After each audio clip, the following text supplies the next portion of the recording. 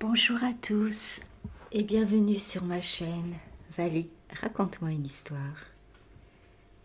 Je vais vous raconter aujourd'hui le début du livre de Claire Keegan, ce genre de petites choses. J'espère que cela vous donnera envie de le lire. Ce sont des livres que je vais recevoir une fois par mois. Ma fille m'a abonné au Facteur Livre. C'est une très bonne idée, je trouve. J'en suis très contente et donc je pourrais vous présenter un livre par mois. À Noël, j'en ai eu 2. Donc cette histoire a l'air vraiment très bien. Je vous lis le résumé. En cette fin d'année 1985, Bill Furlong, le marchand de bois et de charbon, a fort à faire. Parmi ses commandes, une livraison pour le couvent voisin. Le bruit court que les sœurs y exploitent à des travaux de blanchisserie des filles non mariées et qu'elles gagnent de l'argent en plaçant à l'étranger leurs enfants illégitimes. L'épouse de Bill, Hélène, est d'avis que de telles choses ne les concernent pas. Un avis que Bill a bien du mal à suivre par ce froid matin de décembre, lorsqu'il reconnaît, dans la forme recroquevillée et grelottante au fond du hangar à charbon, une très jeune femme qui y a probablement passé la nuit. Tandis que dans son foyer et partout en ville, on s'active autour de la crèche et de la chorale, cet homme tranquille et généreux n'écoute que son cœur. Claire Keegan, avec une intensité et une finesse qui donnent tout son prix à la limpide beauté de ce récit, dessine le portrait d'un héros ordinaire, un de ces êtres par nature conduits à prodiguer les bienfaits qu'ils ont reçus. Oui, ça a l'air passionnant. J'avais aussi envie de vous lire ceci. Note de l'autrice, pour qu'on sache un peu de quoi ça parle. Il s'agit d'une œuvre de fiction dont aucune partie n'est fondée sur une ou des personnes précises. La dernière blanchisserie de Magdalene d'Irlande a été fermée en 1996. On ignore combien de filles et de femmes ont été cachées, incarcérées et forcées de travailler dans ces établissements. 10 000 est l'estimation la plus basse. Les archives des blanchisseries et des foyers pour mères et bébés ont dans leur grande majorité été détruites ou rendues inaccessibles. De manière générale, le travail accompli par ces filles ou femmes n'était ni reconnu ni salué en quoi que ce soit. Beaucoup de jeunes femmes et filles ont perdu leur bébé, la vie ou l'avenir qu'elles auraient pu avoir. On ne sait pas combien de milliers de nourrissons sont morts dans les foyers pour mères et bébés. Combien ont été adoptés à l'extérieur. Ces institutions étaient administrées et financées par l'Église catholique, conjointement avec l'État irlandais. Il a fallu attendre 2013 pour que le gouvernement irlandais, en la personne du Premier ministre Enda Kenny, présente des excuses. Voilà de quoi cela va parler. Un petit mot sur Claire Keegan. Elle est née en 1968 en Irlande. Claire Keegan est une femme de lettres. Son premier recueil de nouvelles, L'Antarctique, publié en 1999, a obtenu de nombreux prix, dont le Rooney Prize for Irish, littérature en 2000, et son récit Les Trois Lumières, qui a aussi été lauréat en 2009. Saluée comme une des voix importantes de la nouvelle génération des écrivains irlandais, elle est traduite en une dizaine de langues.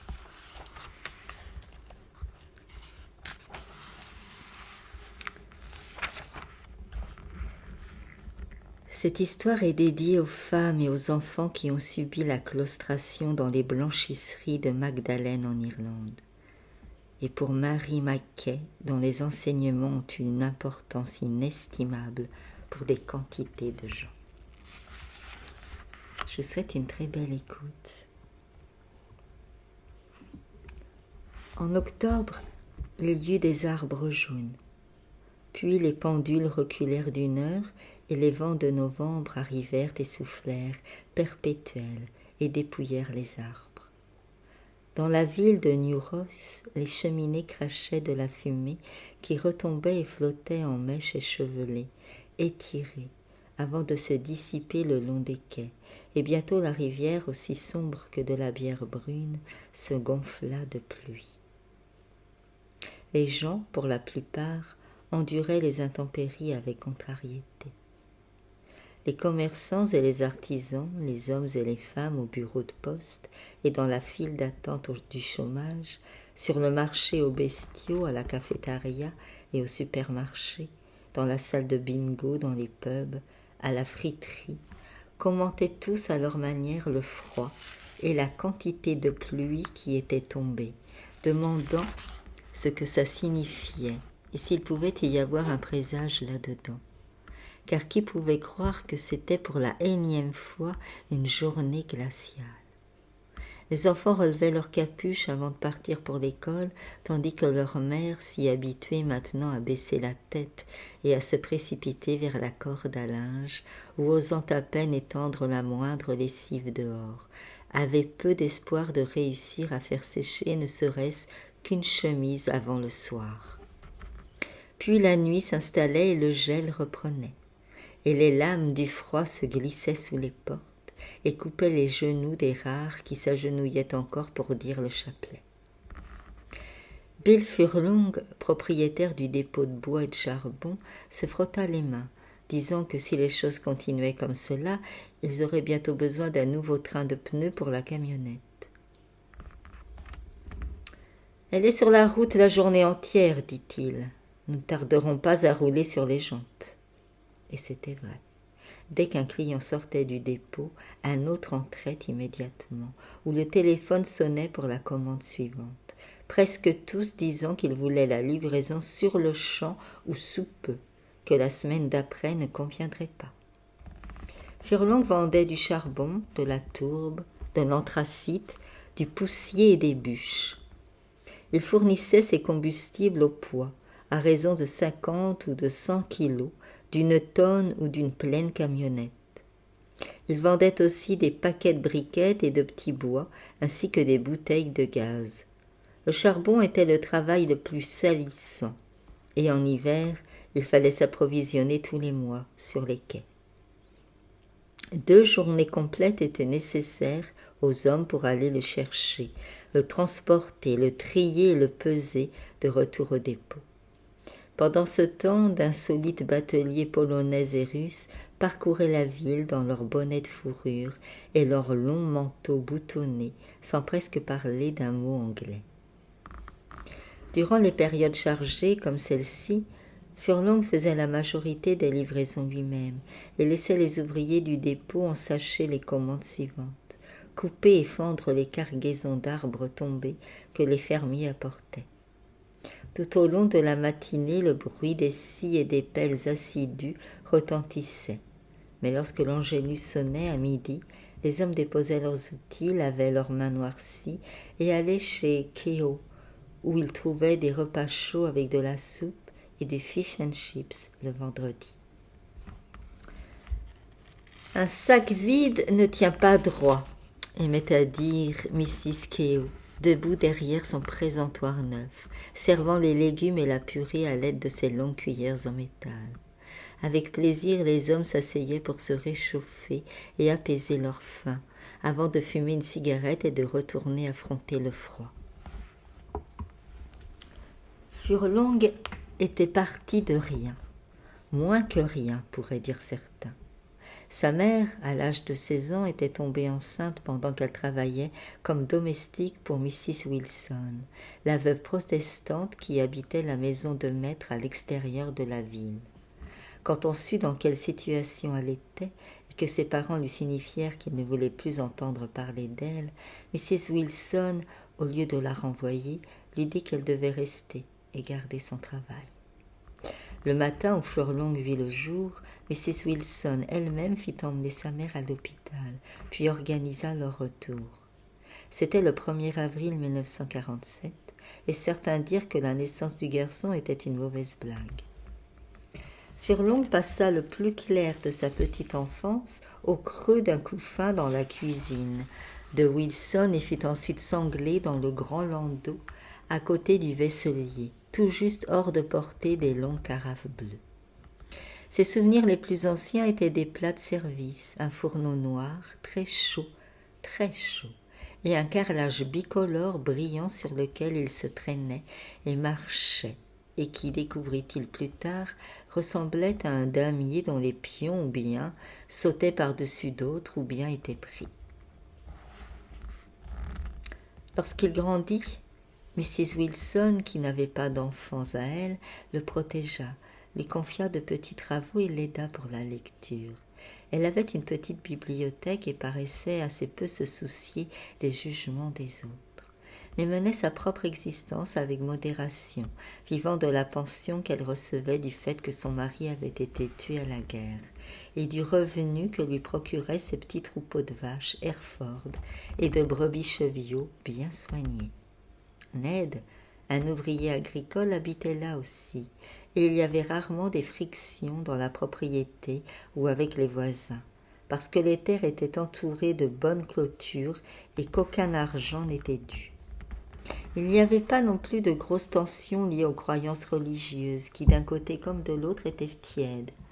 Le dimanche, Mrs. Wilson changeait simplement de robe et de chaussures, se coiffait de son beau chapeau et se faisait conduire à l'église par Ned dans la Ford, qui roulait ensuite un peu plus loin avec la mère et l'enfant jusqu'à la chapelle.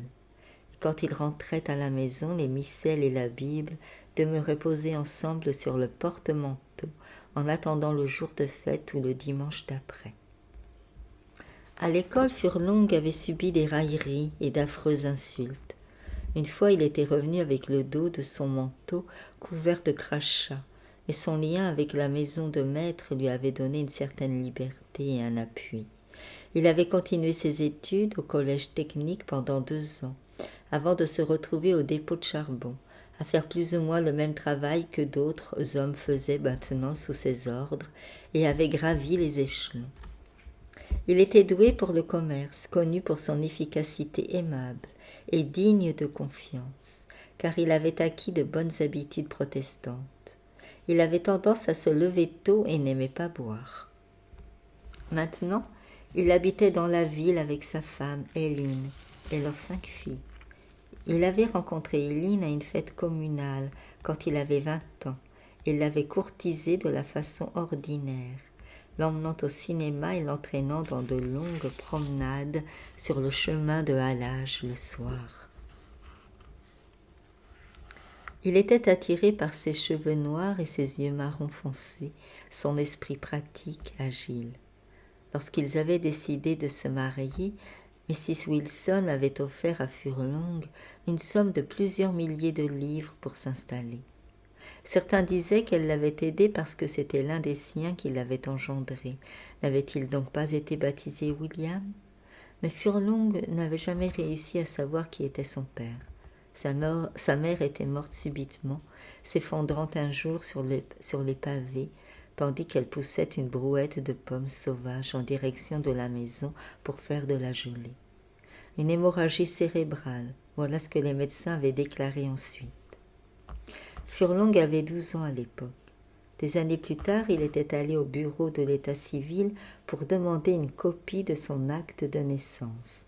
Inconnu était le seul mot écrit dans l'espace où le nom de son père aurait pu figurer. L'employé lui avait tendu le document au guichet, la bouche tordue par un affreux sourire. Furlong n'était pas enclin à s'appesantir sur le passé. Le passé lui semblait être quelque chose qui était arrivé à un autre, gardé derrière une porte bien fermée dans son dos.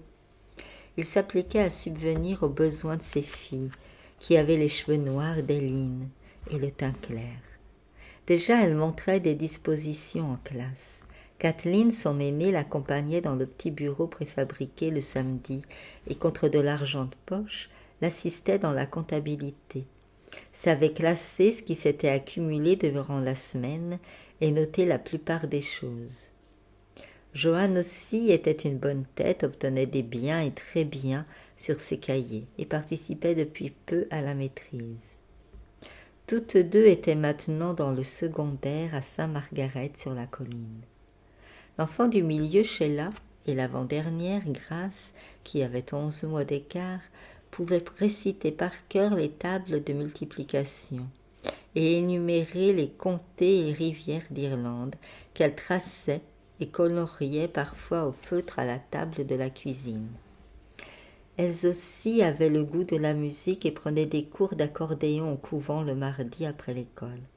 Loretta, leur Benjamine, était timide avec les gens, mais lisait déjà les romans d'Enid Blyton et avait gagné un prix Texaco pour son dessin d'une grosse poule bleue qui patinait sur un étang gelé. Parfois, Furlong, en voyant les filles accomplir les petites choses requises, faire une génuflexion dans la chapelle ou remercier un commerçant pour la monnaie, éprouvait une joie profonde, secrète, à l'idée que ces filles étaient les siennes. « N'avons-nous pas eu de la chance ?» fit-il observer à Eileen un soir au lit. « Il y a des quantités de gens dans l'embarras. Nous sommes bien lotis, certes. Ce n'est pas que nous possédions grand-chose, dit-il, mais tout de même. » La main d'Eileen effaça un pli sur la housse de couette. « Est-il arrivé quelque chose ?» Il mit du temps à répondre. Le mioche de Mick Sinot était à nouveau sur la route aujourd'hui, en train de récolter des brindilles. « Donc tu t'es arrêté. Il pleuvait à verse. Je me suis garée, je lui ai proposé de le ramener et je lui ai donné ce que j'avais comme petite monnaie dans ma poche. J'imagine bien. On aurait cru que je lui avais donné un billet de 100 livres. Tu sais que certains ont le chic pour se fourrer dans le pétrin. Ce n'est pas la faute de l'enfant, assurément. Sinot était soûl dans la cabine téléphonique mardi. Le pauvre homme, dit Furlong, quel que soit son mal. Son mal, c'est l'alcool. S'il avait le moindre égard pour ses enfants, il ne se comporterait pas comme ça. Il se sortirait de cette situation. Peut-être qu'il n'en est pas capable. Sans doute. Elle tendit le bras et éteignit la lampe. Il faut toujours qu'il y en ait un pour tirer le mauvais numéro. Certains soirs, Furlong restait là avec Eileen à discuter ce genre de petites choses. D'autres fois, après une journée où il avait soulevé de lourds fardeaux, ou été retardé par une crevaison et trempé sur la route, il se nettoyait à la brosse, mangeait son repas et s'écroulait tôt dans le lit, puis se réveillait durant la nuit. Eileen en plein sommeil à son côté, et il demeurait là sans dormir, son esprit tournant en rond, s'agitant, au point qu'il finissait par être obligé de descendre et de mettre la bouilloire à chauffer pour le thé. Il se plaçait alors près de la fenêtre, la tasse à la main, et regardait les rues et le bout de rivière, les petites bribes d'événements, des chiens errants qui fouillaient les poubelles, des sachets de friterie et des canettes vides que la pluie et le vent violent poussaient et ballottaient avec rudesse. Des gars sortis des pubs qui titubaient jusque chez eux. Quelquefois ces hommes titubants chantonnaient. Quelquefois il entendait un sifflement aigu intense et des rires qui le crispaient. Il imaginait ses filles grandir et mûrir, faire leur entrée dans ce monde des hommes. Déjà il avait vu des regards d'hommes suivre ses filles, mais une partie de son esprit était souvent crispée. Il ne pouvait dire pourquoi. Ce serait la chose la plus facile au monde de tout perdre. Furlong ne se hasardait pas loin, mais il circulait beaucoup, et il avait vu de nombreux malheureux en ville et sur les routes de campagne. Les files de chômeurs s'allongeaient, et il y avait là des hommes qui ne pouvaient pas payer leurs factures d'électricité, vivaient dans des maisons si froides que des bunkers, dormaient dans leurs anoraks.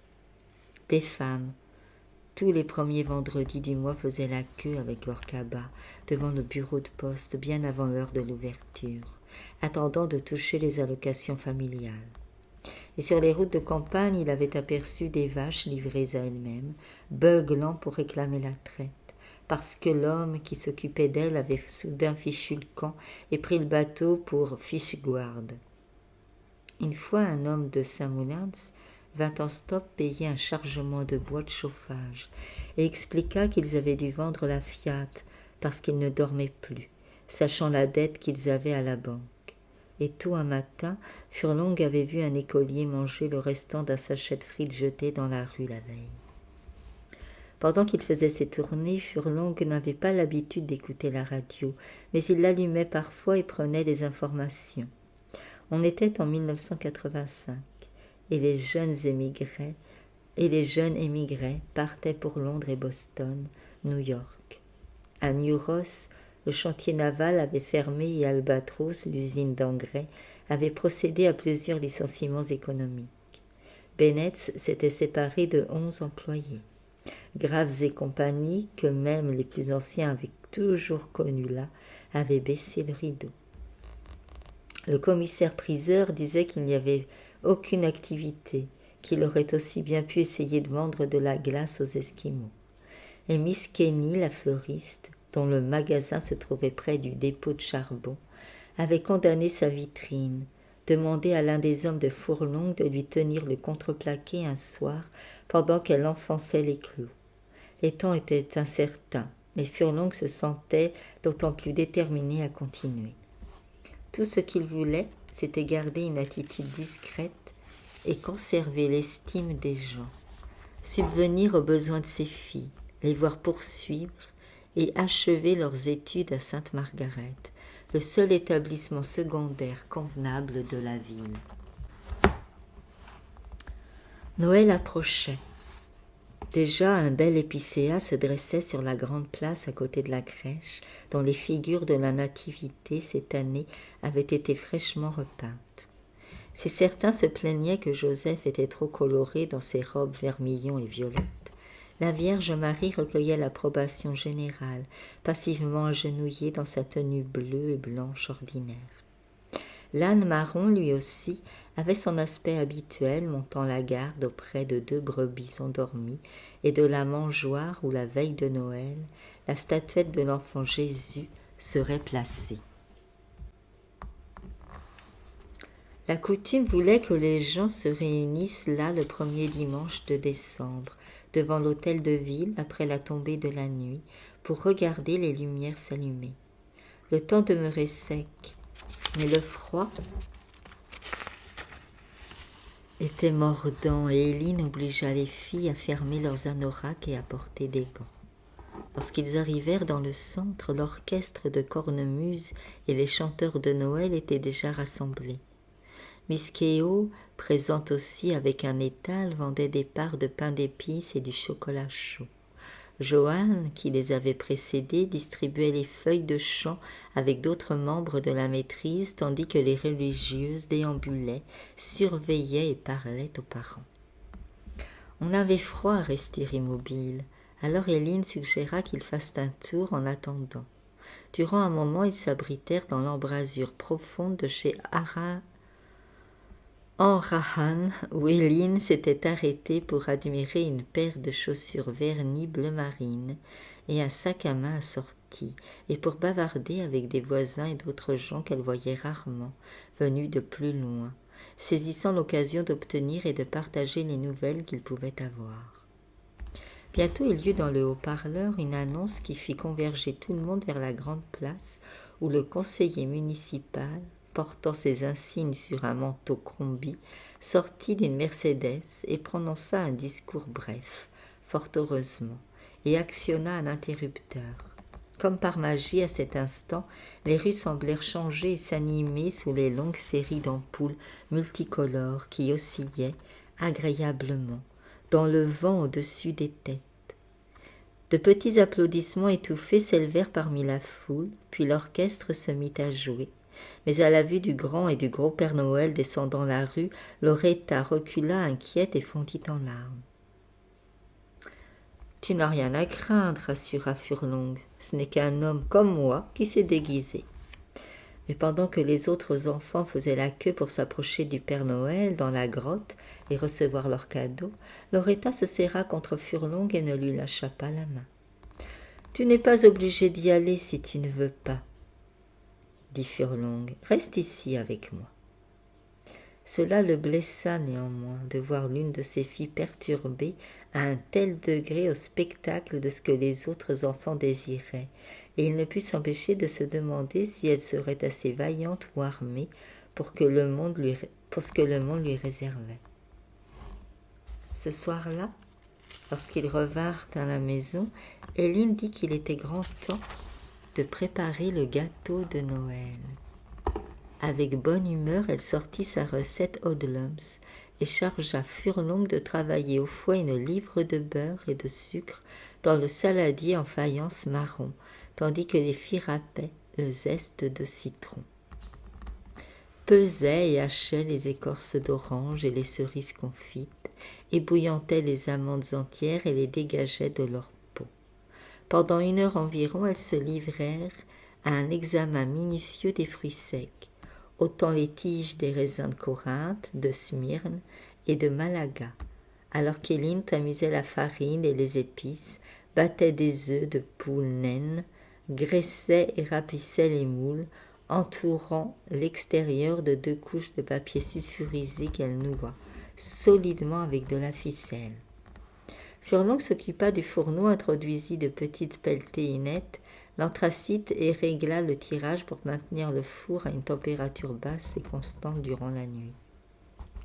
Lorsque le mélange fut prêt, Éline le versa dans le grand moule carré à l'aide de la cuillère de bois, en lissa le dessus, puis imprima plusieurs vigoureuses secousses au fond pour que les coins soient bien remplis, riant un peu. Mais dès qu'il fut dans le four, la porte refermée, elle parcourut la pièce des yeux et dit aux filles de débarrasser afin qu'elles puissent avancer et commencer le repassage. « Pourquoi n'écrivez-vous pas vos lettres au Père Noël maintenant ?» Toujours c'était la même histoire, pensa Furlong, l'observant. Toujours il continuait mécaniquement, entreprenait le travail suivant, sans une seconde de répit. Comment serait-ce, s'interrogea-t-il, s'ils avaient le temps de réfléchir et de faire une pause? Leur vie serait-elle différente ou presque identique? Ou alors voguerait-il à la dérive? Même pendant qu'il travaillait le beurre et le sucre, son esprit était moins fixé sur l'instant présent. Ce dimanche proche de Noël, avec sa femme et ses filles, que sur le lendemain, et qui devant quoi et comment, et quand il livrerait les commandes, et à quel homme il confierait quelle tâche, et comment et où il irait chercher les sommes dues, et avant la fin du lendemain, il savait que son esprit se concentrerait déjà, pareillement, une fois de plus, sur la journée à venir.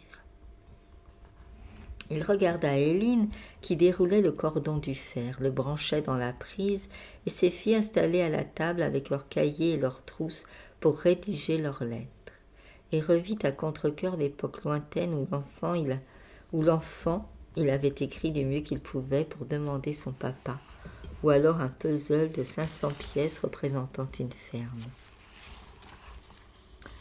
Le matin de Noël, lorsqu'il était descendu dans le salon que Madame Wilson partageait quelquefois avec eux, le feu était déjà allumé et il avait trouvé sous l'arbre 3 paquets entourés du même papier vert. Une brosse à ongles et une savonnette étaient enveloppées ensemble dans l'un. Le deuxième contenait une bouillotte, offerte par Ned et de Madame Wilson.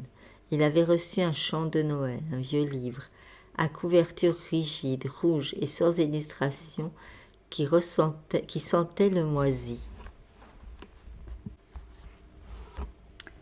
Il était ensuite allé dehors jusqu'à l'étable pour cacher sa déception et pleurer. Ni le bonhomme Noël ni son père n'étaient venus. Il n'y avait pas de puzzle. Il pensa aux choses que les autres enfants avaient l'habitude de dire sur lui à l'école, aux insultes qu'il subissait, et dans son fort intérieur comprit que la raison en était là. Lorsqu'il avait levé les yeux, la vache enchaînée à sa stalle tirait du foin du râtelier satisfaite. Avant de regagner la maison, il s'était lavé le visage à l'abreuvoir, cassant la couche de glace, et s'était forcé à plonger les mains dans le froid, et les y avait laissées pour détourner sa peine, jusqu'au moment où il n'avait plus pu le supporter. Où était son père maintenant? Parfois, il se surprenait à examiner des hommes plus âgés, à essayer de trouver une ressemblance physique ou à guetter un indice dans les choses que les gens disaient. Assurément, quelqu'un de la région savait qui était son père.